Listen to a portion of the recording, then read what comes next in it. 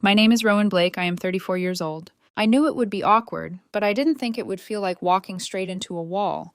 It was just family brunch. That's what the text had said. Family brunch, 11 a.m., everyone invited. Nothing fancy, no special occasion, no caveats, just brunch. I parked a little down the street because the driveway was already full. My son hopped out first, clutching the small Lego figure he took everywhere, and my daughter slid her hand into mine, pressing in close the way she always did when she was somewhere new. Are we late? My son asked. A little, I said, trying to sound light. Fashionably. I pushed the front door open and stepped into the dining room like I was stepping onto a stage I hadn't rehearsed for. Everyone was already seated around the long table, my dad at the head, my mom to his right, my brother Austin and his fiancée across from them, a couple of cousins at the far end. Plates full, glasses halfway empty, laughter already in the air. The laughter stopped when they saw me. My dad looked up from his plate, fork hovering in midair, eyes sliding over me. Then my kids, like we were an unexpected bill he'd forgotten to pay, and then he said it. This day was going fine until now. My daughter's grip on my hand tightened. My son stopped just inside the doorway, the Lego figure dangling forgotten at his side. For a second, the whole room froze like someone had pressed pause. No one said anything. Austin didn't look at me. He was busy topping off his mimosa, jaw working like he'd heard something mildly inconvenient, not cruel. His fiancée had her lips pressed together in a tiny, amused smirk, like this was entertainment. My mom's eyes flickered between me and my dad, an apology on her face, a silent, desperate, please don't start in the way her fingers kept twisting her napkin. The air felt thick, heavy, too hot. My son tugged on my sleeve. His voice was quiet, but I swear it sounded louder than anything else in the room. Are we not wanted? That was it. No screaming, no thrown plates, just that one small question from a 7-year-old boy trying to understand why his presence could ruin a day. I bent down, kissed his forehead, and smoothed his hair back. Come on, I said softly. Let's go. I didn't look at my dad. I didn't look at Austin. I didn't wait to see if anyone would stop me or apologize or pretend they hadn't heard what they'd just heard. I just turned around, my daughter still holding my hand, my son walking close at my side, and walked out. No one followed. Back in the car, I buckled them in, my hands steady in a way my chest was not. I handed them the granola bars I kept in the glove box for emergencies. I guess that's what this was, just not the kind I'd planned for. They chewed quietly in the back seat, trading crumbs and little comments about the flavor. Kids are resilient like that. They feel it, the tension, the hurt, but they also know how to return to the small, solid things in front of them. I didn't cry. I didn't even feel surprised. I felt tired, bone-deep tired. Tired of being the one who was supposed to be the bigger person, the understanding one, the dependable one, the one who wrote the checks. That's the part no one at that table wanted to talk about. Austin's wedding. It was 3 months away and I was covering at least half of it. Actually, more than half, if we were being honest. I'd paid the deposit on the lakefront venue he absolutely had to have because the photos would be perfect for the gram. I'd covered the cake from that pretentious bakery 3 states away because his fiancée refused to settle for something local. I'd put money down for the live band Austin just had to have because a DJ was too cheap. Thousands. I'd already spent thousands. I told myself I was doing something kind, that I wanted to help, that it was a way to show I supported them, even if they'd never really supported me. But underneath all that, there was another truth I tried not to look at too closely. I thought maybe, just maybe, it would fix something. Maybe my dad would look at me differently, not as the daughter who got pregnant too young and made things difficult for the family, but as someone successful enough to carry other people's dreams. Maybe Austin would see me as more than background noise, more than the sister who always figured it out somehow.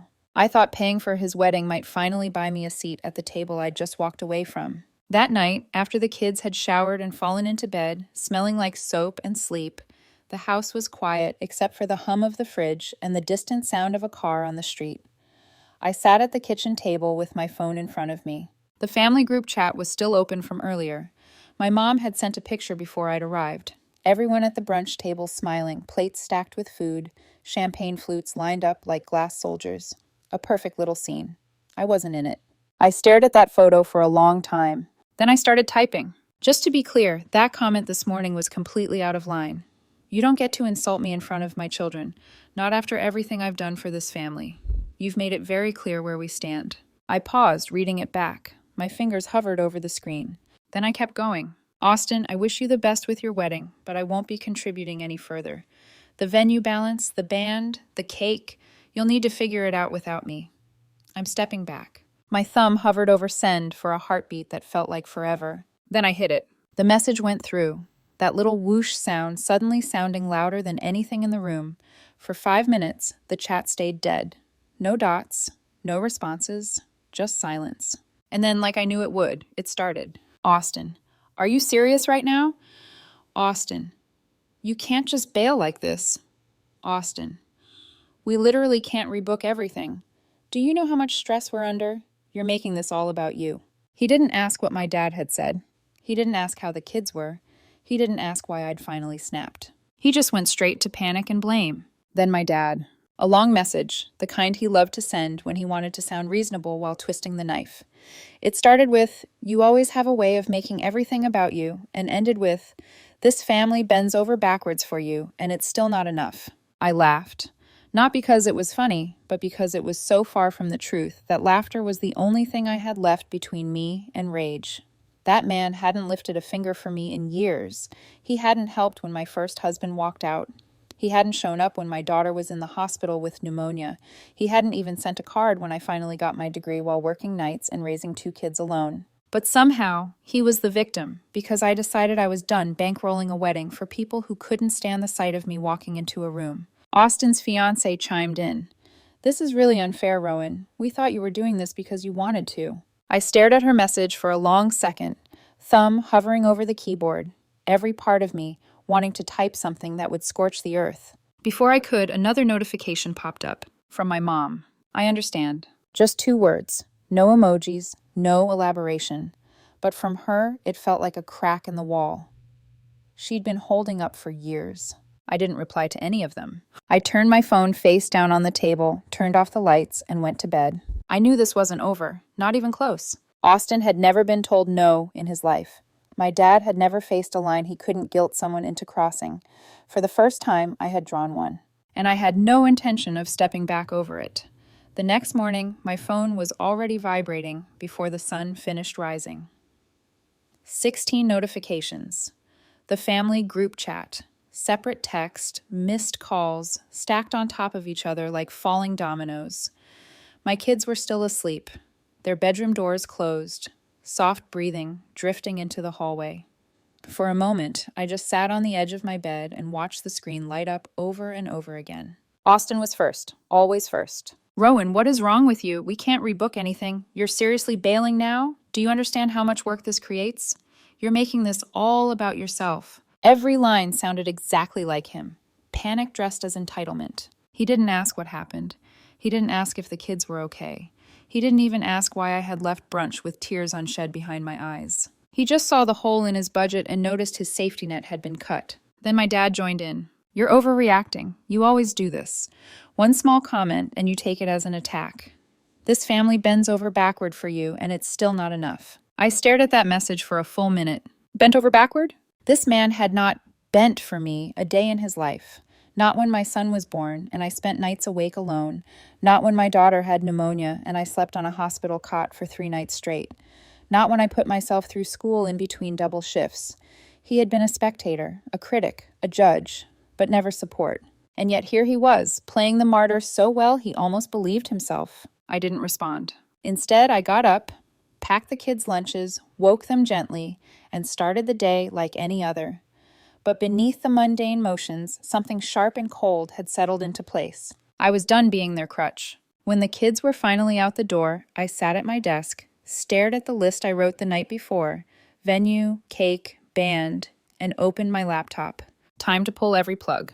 The first call was the venue. The lakefront estate Austin had insisted on because a backyard wedding isn't aesthetic enough. The coordinator answered with a chipper voice that softened when she recognized my name. "Oh, hi, Rowan. Everything okay?" "Actually," I said, "I need to cancel the reservation." There was a pause, the clicking of keys, a small intake of breath. "You're still within the refund window," she said. "We can return the full deposit." Relief. Not emotional relief. Strategic relief. One big knot untied. Next was the bakery. the 4-tier almond buttercream cake with edible flowers from out of state. The woman on the phone sounded annoyed at first, but when she realized nothing had been made yet, her tone shifted. "We can refund all but the design fee." I told her that was fine. Honestly, I would have paid twice that just to close the book on it. The band was the only headache. Their manager tried to tell me they'd blocked out the date. I explained calmly that the rehearsal hadn't started yet and that the contract allowed for cancellation without extra charges. "You really want to back out?" the booking agent asked skeptically. "I really do." By 2 p.m., every vendor contract had been unwound. Every dollar I had sunk into the wedding was crawling its way back to me. A strange, quiet weight lifted from my chest. I took the kids on a walk afterward. My daughter collected fallen leaves, bright red and gold, turning them into treasures. My son asked if we were still going to Uncle Austin's wedding. I told him simply, no. He thought for a moment, then nodded. "Good," he said. "I don't want to go where people don't like us." That hit harder than anything my family had said in the group chat. Kids don't lie. They don't negotiate. They just see things as they are. Back home, the notifications had multiplied again. I ignored them while the kids drew pictures at the table. When they were busy coloring dragons and unicorns, I finally opened the family chat. No preamble this time. Venue canceled, cake refunded, band dropped. "You'll need to replace all of it. My financial involvement is over." I hit send, set the phone down, waited. It took less than 2 minutes. Austin, "You're insane." Austin, "You're sabotaging the wedding." Austin, "You're actually trying to ruin this." His fiancée, "We trusted you. This is cruel." Then my dad, "This is punishment. You're tearing the family apart." My mother didn't say anything in the chat, not immediately. But a few minutes later, she texted me privately. "You did the right thing for yourself and your kids. I'm sorry you had to do it alone." I stared at those words until my vision blurred. Not from tears, those had been pressed down too long, but from something quieter, something like recognition, or maybe loss. I wasn't sure. That night, sleep wouldn't come. Not because I doubted myself, but because I knew this was just the first domino. Austin had never been told no. My dad had never been denied access to anything he wanted. They were going to push back. They were going to escalate. And I wasn't the same Rowan who used to fold under the weight of family expectations. I'd drawn a line. They were about to find out I meant it. That night, after the kids fell asleep and the house finally settled into that fragile hush, I stood at the kitchen sink rinsing dishes and trying to steady my thoughts. The moonlight came through the window in slices, cutting across the countertop like pale ribbons. My phone buzzed again and again on the table behind me. Austin's meltdown, my dad's scolding paragraphs, passive-aggressive emojis from the fiancé, but I let it buzz until the battery dipped to red. When silence finally won, I allowed myself one deep breath. And then, at 6:12 a.m. the next morning, my phone lit up with a name that made my heart stutter. Call from Jace, my husband. My husband who was supposed to still be deployed for another 3 weeks. My husband who had been sending me short, exhausted text messages about sandstorms and broken generators, and how much he missed the kids' voices. I answered before the second ring. The first thing I heard was his inhale, sharp, bright, like he was breathing real air for the first time in months. "Rowan," he said, and everything inside me cracked open.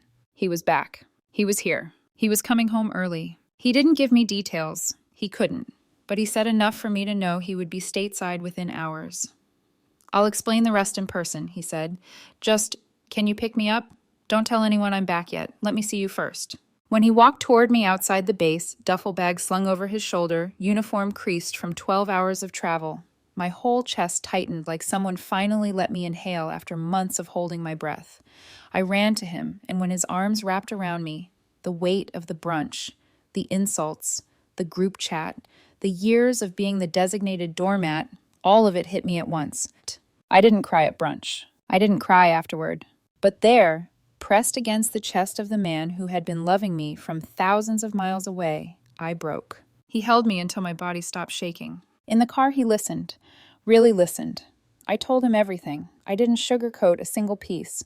The brunch, my dad's comment, our son's question, the years of paying for everyone else's needs, the wedding I was bankrolling to maybe earn a scrap of respect, the group chat's explosion, my cancellation of everything, my dad's visit, mom's confession, the silence, the tension, the fear, the anger. And then I told him something I didn't even realize I'd been thinking. They acted like I'm alone, I whispered, like I have no one. His jaw clenched. They won't think that for long, he said. When we pulled into our driveway, he kissed my forehead, helped me carry his things inside, and greeted the kids with a softness that made me feel like something solid had finally returned to our lives. By lunchtime, it felt like he'd never left. The kids clung to him, telling him everything he'd missed: soccer games, loose teeth, drawings on the fridge. The sound of their laughter filled the house like warm air. And the entire time, he didn't once mention my family. He didn't have to. He was waiting, letting me choose the moment the truth would land. I kept quiet for 3 days. Let Austin and my dad twist themselves into knots. Let the group chat melt down on its own. Let the silence thicken until it felt like fog. Austin tried the venue behind my back, again. The fiancé updated Instagram stories with vague quotes about overcoming betrayal. My dad posted a Bible verse about forgiveness he had clearly never read past the first line.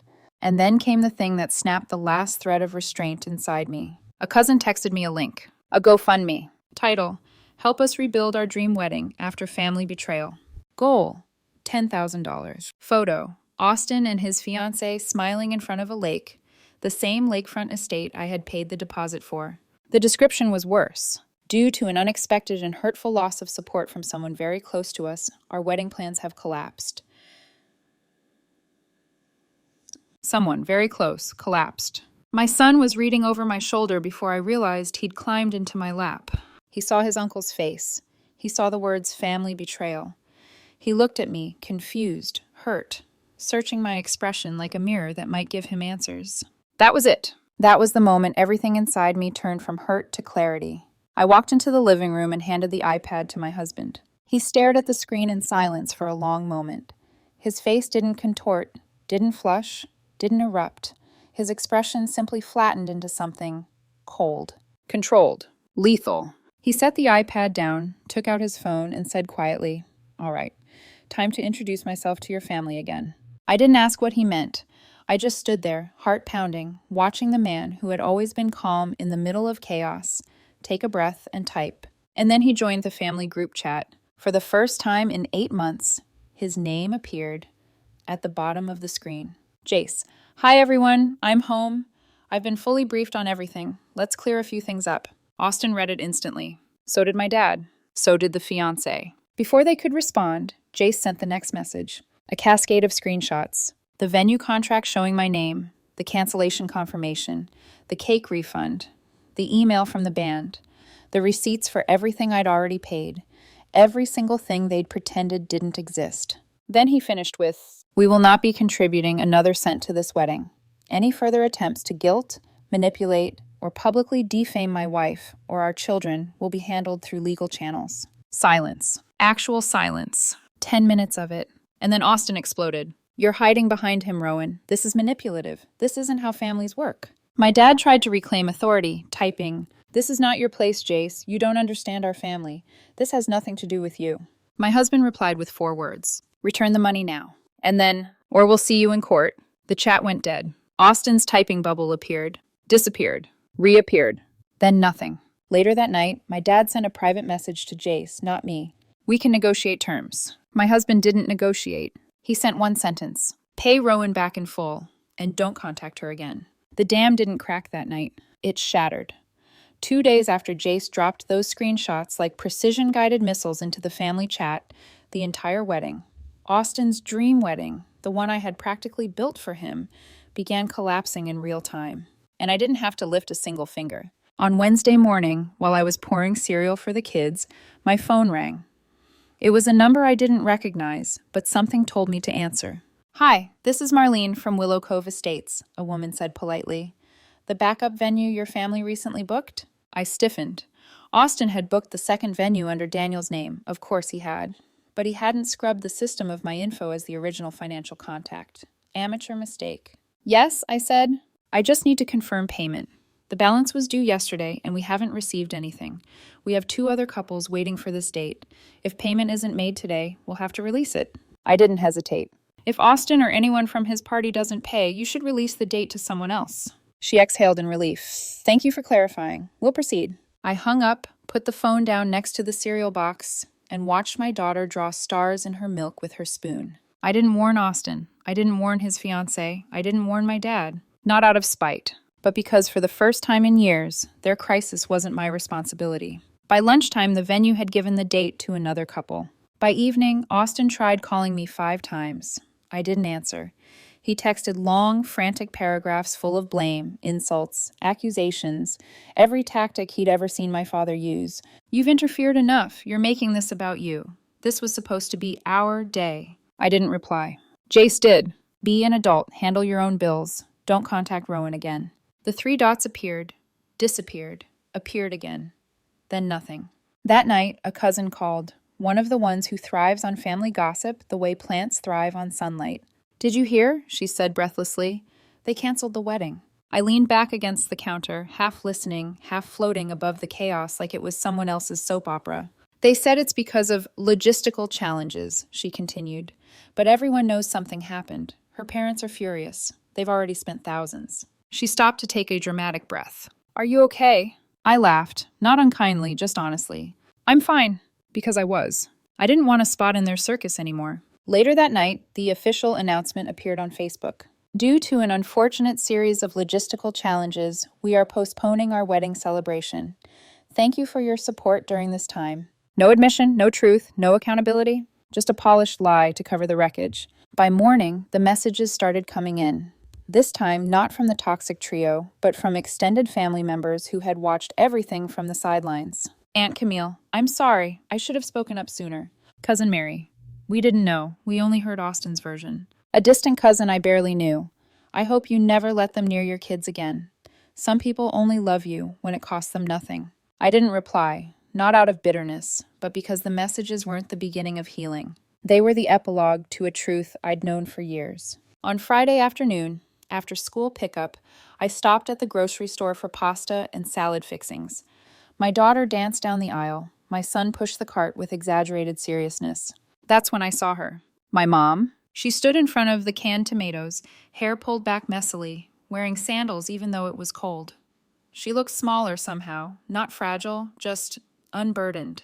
When she saw me, she didn't hesitate. She walked straight over and hugged me. Not the tight, desperate kind, the soft kind, the real kind. We didn't say anything for a moment. Then she whispered, I told him I was done. I didn't need to ask who him was. She went on quietly, almost ashamed.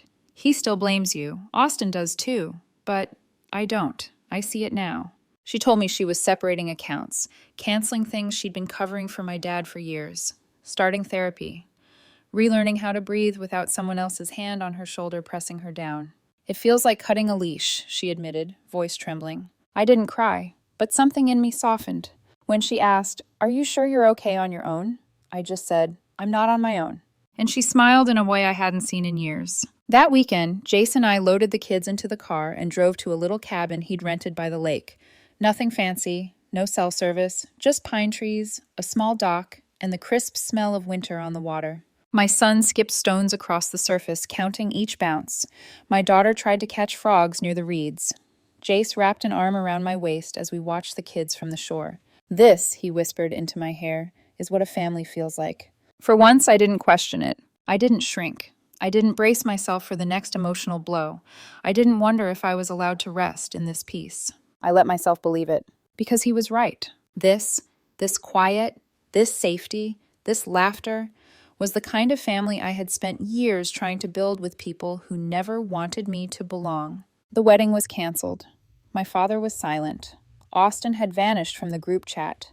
The fiancé posted cryptic quotes like someone auditioning for a new audience. And I was done looking back. The message from my father came in on a Tuesday afternoon, right between work emails and a reminder that my daughter needed to bring a shoebox for a school project. 8 words. No punctuation, no warmth. We're done. Don't reach out again. Goodbye. I read it once, then again. I waited for the sting, for the guilt, for the punch of sadness I'd been conditioned to expect. Nothing came. I didn't feel numb. I felt clean, like someone had finally signed the last page of a document that had been sitting on my desk for decades. I showed the text to Jace while he chopped onions. He barely slowed down. Good, he said softly. Let him mean it. 2 days later, he got the voicemail. Jace, not me. My father's voice was different this time. Not angry, not booming, not dripping with certainty and control. He sounded tired, like a balloon that had been deflated too fast. Jace, listen, I don't want things to escalate. I think we should talk, man to man. I'm open to discussing terms about the money. Terms. My father was still trying to turn a lifetime of wounds into a business deal. Jace didn't call back. He sent one text instead. Send Rowan the full amount. Do not contact her again. If you don't, we'll see you in court. No threats, no emotion, just the boundary my father never expected anyone to enforce. 3 days later, a check arrived in the mail. It was precise, down to the last cent I had ever spent for Austin's wedding. No note, no apology, no explanation. I sat at the kitchen table and stared at it. This was the ending of every argument I'd ever had with him. Every time I'd tried to earn his approval, every time I'd tried to impress him, every time I'd hoped he would finally see me. It all came down to a reimbursement, a refund for my suffering. And somehow, that made everything so much clearer. I deposited the check and never said a word. The original wedding date came and went. No photos, no announcements, no reposts. Austin's friends posted beach selfies, nowhere near the failed venue. His fiancée posted a glass of red wine with a caption, "Some endings are necessary." No ring in sight. I didn't ask questions. I didn't snoop. I didn't check their pages again. Their chaos no longer belonged to me. My mother stayed close in the quietest, gentlest way. She'd show up with groceries sometimes, or leave a bag of produce on the porch with a sticky note that said, "For the kids." She stopped wearing makeup to hide the tiredness. She stopped pretending Dad was a complicated man instead of a controlling one. One evening after dinner, she sat with me in the living room, her fingers wrapped around a mug of tea she hadn't touched. "It's peaceful here," she said, looking around. "I never had that in my own home." I didn't answer. I didn't need to. She was finally choosing her own peace, too. We didn't talk about Dad. We didn't talk about Austin. We didn't talk about the wedding. For the first time in years, the silence between us wasn't strained. It was healing. That weekend, Jace and I took the kids on a little road trip to a lakeside cabin. Nothing fancy. Just space. Trees. Air. A fire pit that crackled and spit sparks into the dark sky. The kids roasted marshmallows, faces sticky and glowing from the firelight. My daughter found a frog and named it Pickles. My son counted how many stones he could skip, each one bouncing a little farther across the water. I sat beside Jace on a weathered log while he draped an arm across my shoulders. "This," he whispered, "is what a family feels like." And for the first time in my life, I believed it without arguing with myself. Because this family, this small circle of 4, didn't require me to buy my place, didn't punish me for existing, didn't treat my love like something to be extracted or measured, didn't make me shrink to fit inside their comfort. They didn't shame me. They didn't use me. They didn't abandon me when I needed them. They were just there, present, constant, loving without conditions. The cabin was silent, except for the fire cracking and the kids laughing in the distance. My chest felt light for the first time since, maybe ever. Dad was right about one thing. We're done. Only he thought it was a punishment, a door slammed shut in anger, a disowning meant to hurt me. But for me, it was release. It was clarity. It was freedom. Walking away from them didn't leave me alone. It left me with the only family that actually chose me. And that choice, quiet, steady, warm, was worth more than any wedding, any brunch, any apology I never received. They were done, and so was I.